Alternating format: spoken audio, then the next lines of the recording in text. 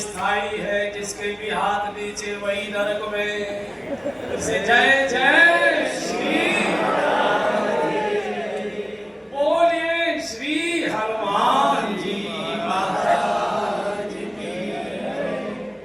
पूज्य भरत सिंह के आशीर्वाद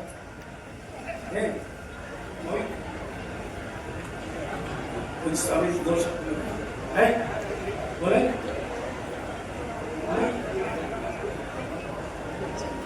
चले पूज्य स्वामी जी महाराज का आगमन ही हमारे लिए आशीर्वाद है।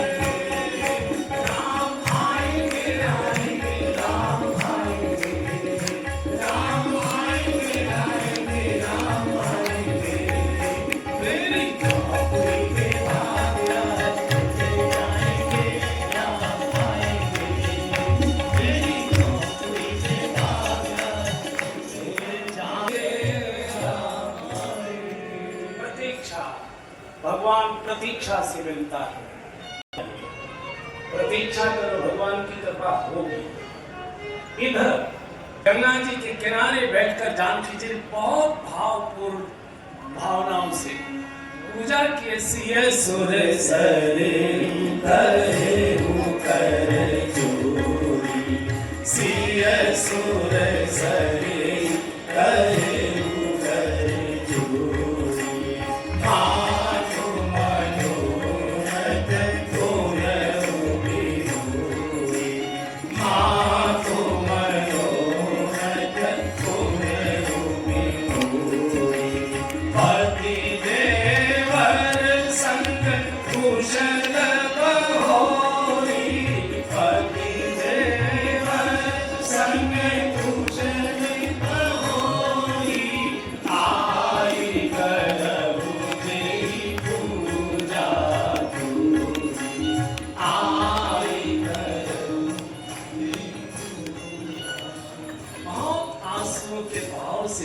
पूजा किए गंगा जी की। हे माँ, आप जगत के सभी लोगों की मनोकामनाएं पूर्ण करती हैं, मेरी भी एक छोटी सी मनोकामनाएं पूर्ण करो।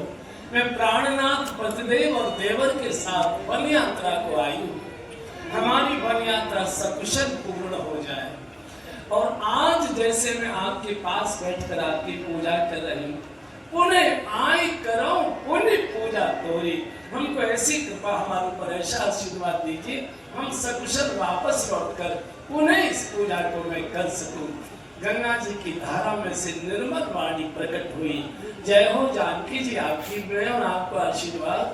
अरे मैं तो आपको आशीर्वाद की तो क्षमता ही नहीं है, आप तो सारे जगत की माँ है, आपका तो सारा जगत आशीर्वाद से सकुशल अनुभव करता है।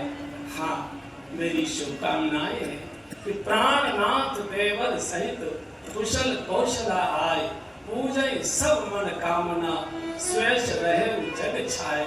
आपकी संपूर्ण मनोकामनाएं पूर्ण होंगी और सारे जगत में आपका स्वेश छाएगा। यहाँ से गंगा जी का आशीर्वाद लेकर यात्रा आगे बढ़े। बहुत प्यारा प्रसंग है। पैदल पैदल जा रहे हैं, आगे आगे भगवान, उनके पीछे जानकी जी, उनके पीछे लक्ष्मण जी, पीछे से गोह। तो चलने का क्रम गोस्वामी जी ने बताया, भगवान सीधे चल रहे थे, जानकी जी थोड़े बाएं चल रही थी भगवान से, और लक्ष्मण जी दोनों के दाएं, ऐसे त्रिभुज की तरह ऐसे ऐसे चल रहे थे। किसी ने गोस्वामी जी से पूछा कि रास्ता तो सीधा था, गंगा जी का फांट तो बालू का पूरा मैदान था, ऐसे ऐसे क्यों चल रहे थे? तो गोस्वामी जी कहते हैं कि जगत की यात्रा में कैसे चले, जगत की यात्रा की चाल कैसी हो, ये तीनों ने करके दिखाया। और अगर आपको मेरी बात पर भरोसा नहीं हो रहा है कि अभी तो मीठी मीठी बात कर रहा है, बाद में उतराई पर झगड़ा करेगा, हम गांव के तो जरूर हैं, हम गरीब भी हैं, हम अशिक्षित भी हैं, लेकिन हम अज्ञानी नहीं हैं। हम भी कभी कभी सत्संग में जाते हैं, हमारे शाहजहानपुर में कथाएं होती हैं, तो कभी कभी हम कथा सुनने सत्संग में जाते हैं, तो सत्संग में हमने ऐसा सुना है कि भूखे को जैसी सामर्थ्य है भोजन करा दो, भिखारी को कभी खाली हाथ वापस मत लौटाइए, जो भी सामर्थ्य है उसको कुछ न कुछ दे देना चाहिए। और इसलिए हमको मालूम है कि आपके पास देने को कुछ नहीं है, ये मुझे मालूम है। और मेरी बात पर भरोसा अगर आप करना चाहते हैं तो मैं आपकी और आपके पिताजी की कसम खाकर कहता हूँ कि उतराई में एक भी पैसा नहीं मांगूंगा, केवल चरण धुलवा लीजिए, कुछ नहीं मांगूंगा। और जैसे ही कहा कि मैं आपके पिताजी की कसम खाकर, एकदम लक्ष्मण जी ने बाण लगाया, खबरदार जबान संभाल कर बोल, बाहर निकलता जा रहा है। तो केवट ने कहा कि मैंने क्या बोला है, बोले तुम्हारी बात तक जा रहा है, चलिए हिम्मत। केवट ने कहा प्रभु अपने भैया को समझाओ, इतना क्रोध क्यों कर रहा है? बोले यार तू बातें ऐसी कर रहा है, तू बातें ऐसे कर रहा है, वहां पिताजी तक जा रहा है। केवट ने कहा मैंने कोई गलत नहीं कहा महाराज, मैंने कहा गलत कहा? आप याद करिए, जब आप किसी को पार करते हो कितनी शर्तें लगाते थे, आज पता लगेगा कि शर्त पूरी करने में कितनी मुश्किल आती है। इसलिए नहीं है, पार होना है तो चरण धुलवाइए, नहीं तो ऐसा करो, ये घाट से थोड़ी दूर है, कटलो जल था दिखाई अभी, किनारे किनारे तक चले जाओ, आगे गंगा जी चौड़ी है, कमर बराबर जल है, पैदल निकल जाओ। मैं तो ना ही करूँगी मेरी नाव से जाओ, मेरी नाव से जाना है तो मेरी शर्त पूरी करनी पड़ेगी, बाकी तो आप जानो, आपका काम है। हाँ, एक बात मैं आपकी जानता हूँ कि आपको तारना तो आता है, तैरना नहीं आता, कहीं गलती मत कर बैठना, डूब जाओ।